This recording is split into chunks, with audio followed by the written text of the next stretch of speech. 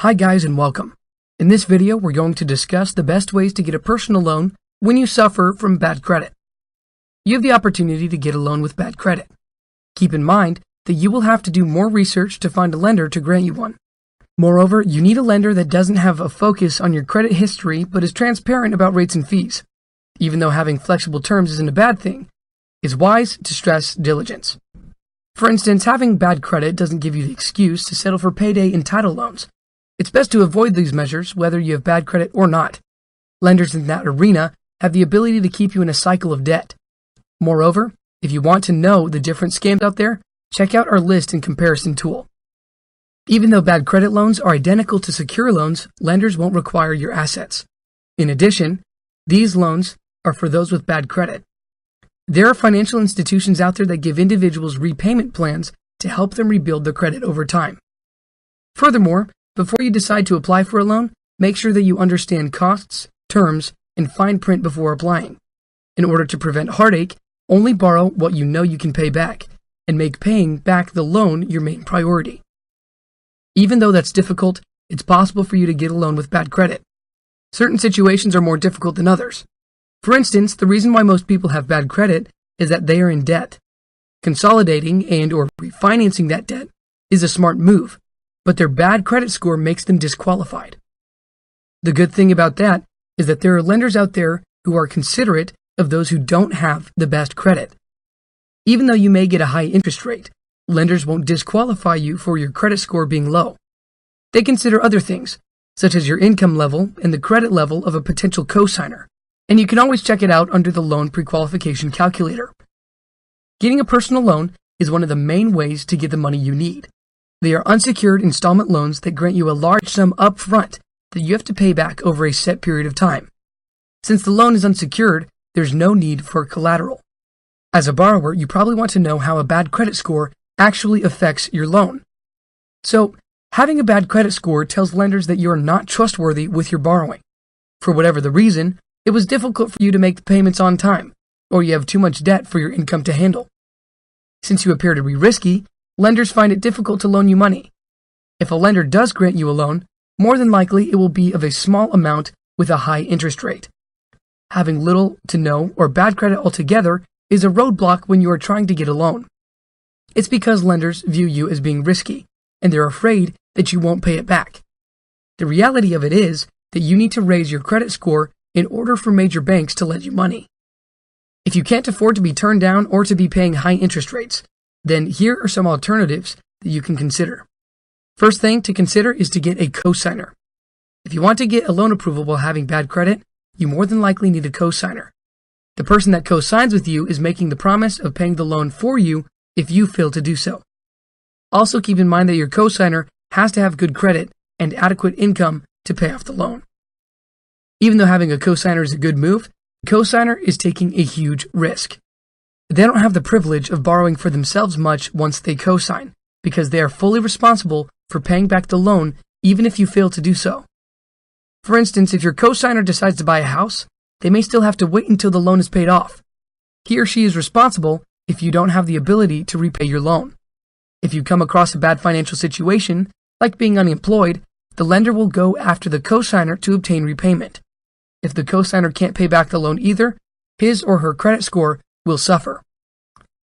Your credit score never stays the same. It's best to improve your score, if need be, before applying for a loan. This is especially important for those who are very close to the next credit bracket. Excellent credit is 760 or plus. Good credit is 700 plus. Fair credit is 640 plus. A major way to improve your credit score is to make sure that you pay your bills on time and reducing your credit card utilization.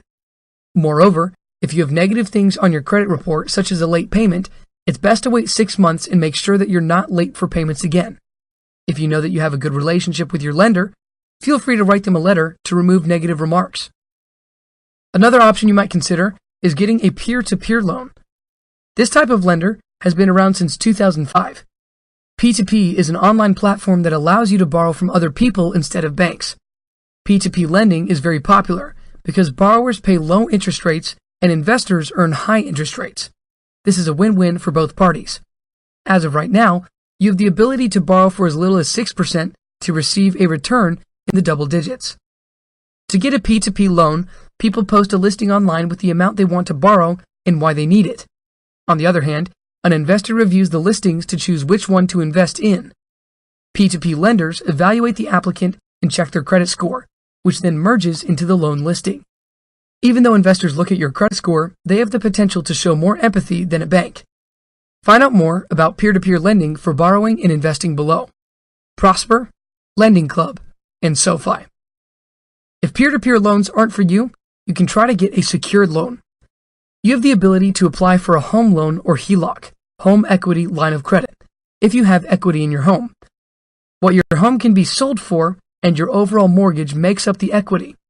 Moreover, lenders don't require your credit information because your house is collateral to receive an equity loan. Since your home is the collateral, you will receive a low interest rate. In addition, the interest you have to pay is tax deductible.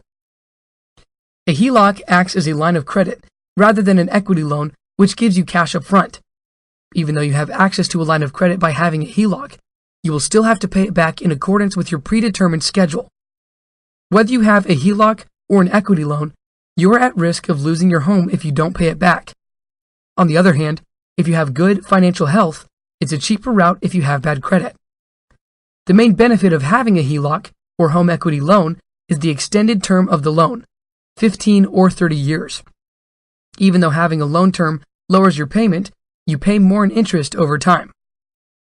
Credit unions are another great resource for bad credit borrowers. The difference between credit unions and commercial banks is that they are opened by their members rather than profit-seeking shareholders. Since credit unions are non-profit, they give their earnings back to their members in the form of lower fees and borrowing costs, as well as better customer service. A credit union that associates itself with your employer or one that is community-based has the potential to be merciful and look past your bad credit. Moreover, they may even consider giving you a loan based on your merit and ability to repay, whether or not you have bad credit. Credit unions are like small community banks that you would have found many years ago. If you're considering getting a loan with a credit union, find one that you share common interest with. For instance, if you're a veteran of the Army, it's good to apply for one at the Navy Federal Credit Union. If you're a teacher, their credit unions cater to people like you as well. Regardless of your credit score, if you will join a credit union, you have the ability to get better terms than you would at a bank. That's it for now. On our website, you can find more posts as well as calculators and other financial tools. Do you have more tips for bad credit borrowers? We would love to know your thoughts and your stories, so feel free to share them with us in the comments below. I hope you enjoyed it, and don't forget to subscribe to our channel on YouTube to get more free financial education videos.